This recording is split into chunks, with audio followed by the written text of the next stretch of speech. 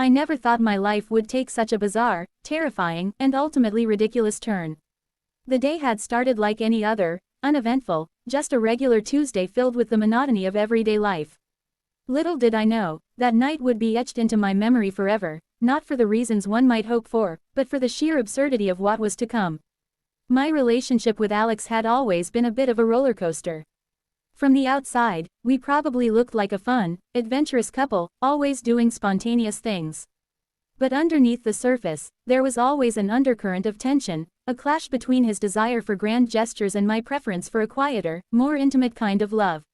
He was always seeking the next big thing, the next unforgettable experience, while I was content with small moments of connection.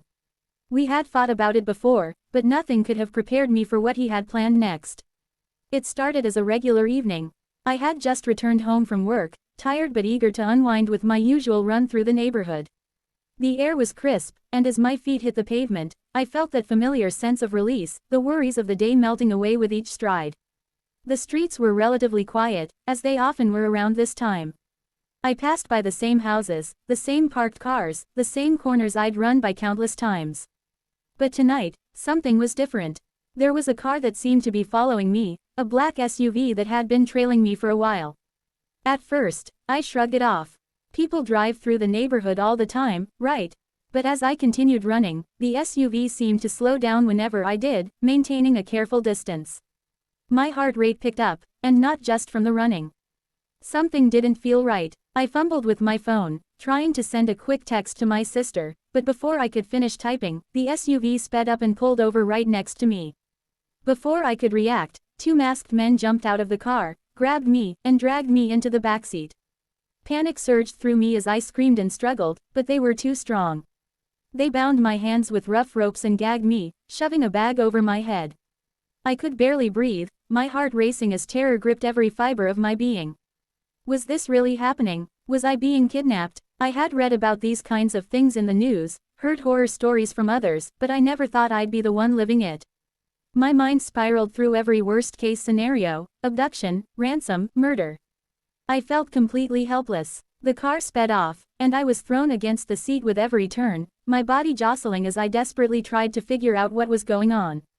I could hear the muffled voices of the men in the front, talking in low tones, occasionally laughing. Were they mocking me? My stomach churned, the panic mixing with a nauseating sense of dread. Time lost all meaning as we drove. It could have been minutes, it could have been hours.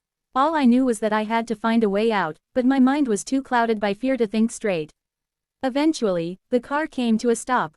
My heart pounded in my chest as the door opened, and I was yanked out, still blindfolded. I stumbled as they pulled me along, trying to figure out where I was, but the bag over my head blocked everything. I could hear the sound of a door opening, and I was dragged inside, the footsteps of my captors echoing around me. My legs felt like jelly, barely able to hold me up as the terror continued to grip me. Then, without warning, the bag was yanked off my head, and I blinked in the sudden light, disoriented and terrified. My heart still raced, my wrists were still bound, but now I could see, and what I saw made absolutely no sense. There, standing in front of me, was Alex. He was down on one knee, holding a ring, his face lit up with what could only be described as excitement. Around him were balloons, candles, and a massive banner that read, "Will you marry me?" For a moment, I was too stunned to process what was happening. My mind was still in survival mode, still trying to comprehend the fact that I had been kidnapped. The adrenaline was still pumping through my veins, and I was shaking uncontrollably. This wasn't real, was it? How could this possibly be real? I looked around at the masked men who were now standing nearby, grinning like this had all been some kind of elaborate joke. I looked back at Alex, who was still down on one knee, beaming up at me as if expecting me to burst into tears of joy and say yes. My mind couldn't keep up.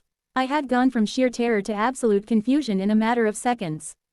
"Surprise," Alex said, his voice filled with enthusiasm. I wanted to do something unforgettable. I stared at him, my brain struggling to reconcile the man I thought I knew with the man who had just orchestrated what could only be described as a living nightmare. My throat was dry, my body still trembling as I tried to process what he had just done. "Unforgettable," I finally managed to choke out, my voice trembling with a mixture of disbelief and anger. "You thought this was a good idea?" His smile faltered slightly, as if he hadn't expected this reaction. Well, yeah, I wanted to do something big. Something exciting. I thought I'd what? I interrupted, my voice rising. Thought I'd be excited that I was kidnapped. That I thought I was going to die.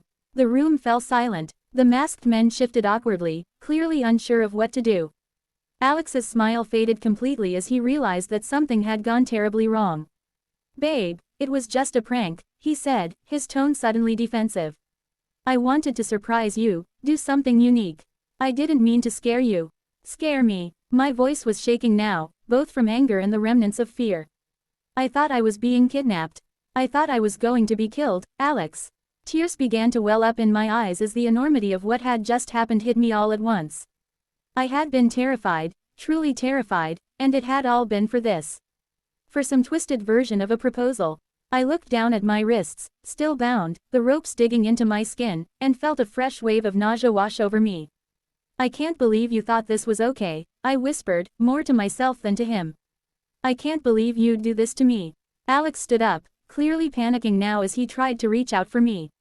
Wait, no, please, let me explain. I didn't mean for it to go like this. I thought you'd think it was. I don't care what you thought, I snapped, taking a step back. You didn't think about how this would make me feel. You didn't think about how scary this was. You only thought about yourself and your stupid idea of a big gesture. I could see the realization starting to sink in for him. His face fell, and he opened his mouth to say something, but I couldn't bear to hear it. I couldn't stand to be in that room for another second. I turned on my heel and stormed out, ignoring his desperate pleas for me to stop, to listen to him. But I was done. I was done with him, done with the whole situation, and done with the idea that this was in any way okay. As I stumbled out into the night, my mind was racing, still trying to process everything that had just happened. My heart was pounding, and I was shaking all over, but now it wasn't just from fear, it was from the realization that the man I thought I loved had no idea who I really was. He didn't understand me at all. I made it home somehow. Though I have no memory of the journey. All I remember is collapsing on my bed, still in shock, my body exhausted from the roller coaster of emotions I had just been through. I felt sick, sick to my stomach, sick in my heart, and sick with the knowledge that my relationship with Alex was over. There was no coming back from this. For days, I couldn't bring myself to talk to him. He called, he texted, he left voicemails and sent messages through mutual friends. He tried everything to get in touch with me, to apologize, to explain, but I couldn't do it. I couldn't hear his voice without feeling a surge of anger and betrayal. How could he not see what he had done? How could he not understand that this wasn't just a bad idea, it was something that had fundamentally broken my trust in him? Finally, after nearly a week of silence, I agreed to meet him. Part of me knew that I needed closure, that I needed to face him and say the things I had been replaying in my mind over and over again. So, we met at a cafe we used to go to together, back when things were simpler, back when I still believed that we understood each other. He looked terrible when I arrived, like he hadn't slept in days. His hair was disheveled, and there were dark circles under his eyes. For a moment, I almost felt sorry.